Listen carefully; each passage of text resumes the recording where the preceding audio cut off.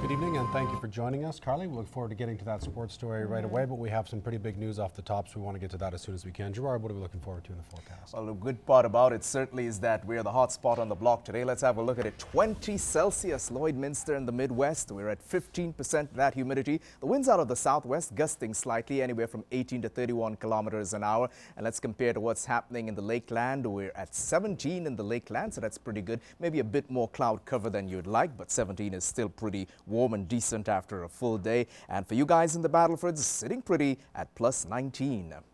One man is recovering in the hospital after being shot on the Thunderchild First Nation. Police received a call on April 29th at around 7 p.m. saying that a man had been admitted to the Turtleford Hospital with superficial, non-life-threatening gunshot wounds to his body. After speaking with the victim, police discovered that he had been in a verbal altercation earlier in the afternoon. The victim had parted ways with the suspect when he was approached by the same male who allegedly fired shots towards the victim. Police searched the residence that evening and arrested a 25-year-old man and seized a firearm. Eric Patrick Cook from the Thunderchild First Nation now faces various charges, including attempted murder, assaulting a police officer, and possessing a firearm contrary to a court order, among other charges. Canadians head out to vote today. Well, here in the border city, the polls have been open since 7:30 this morning. The gym at École Saint-Thomas was one of the polling locations where citizens could get their vote out.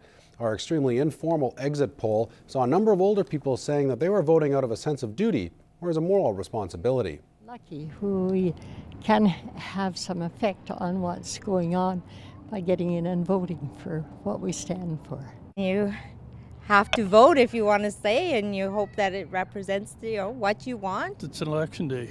Everybody needs to vote. Well, it's my duty. I've never missed a vote.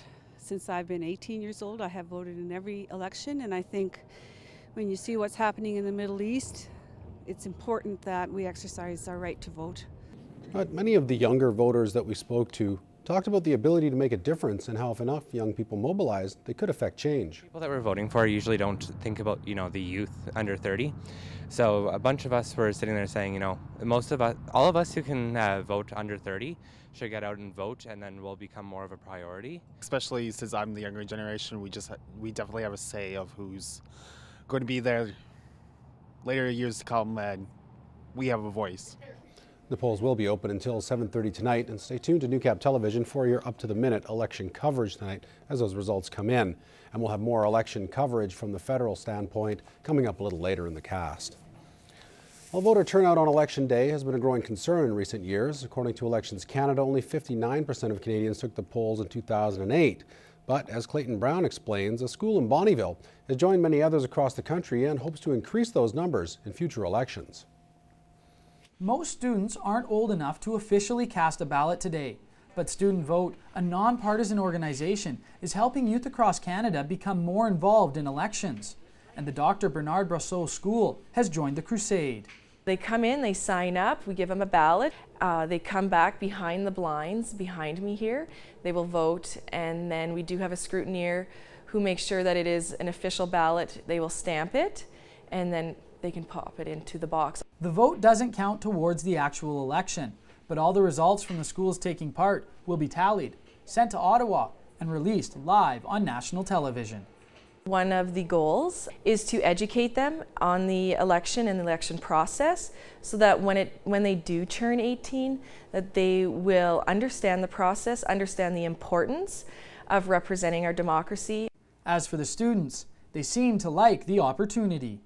I thought it was pretty good to get kids at a young age involved in elections so that when they're older they'll be informed on who they want to vote for and then to make a difference. It lets us know what the other parties are about and educate us on what they'll be like for prime ministers. The election isn't just for students to learn the process. The teachers have made it part of their curriculum, and over the last few weeks they've been researching all of the parties' platforms.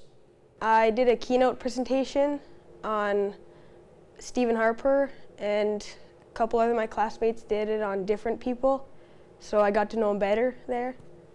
The results from Student Vote will be released tonight. In Bonnyville, Clayton Brown, Newcap News.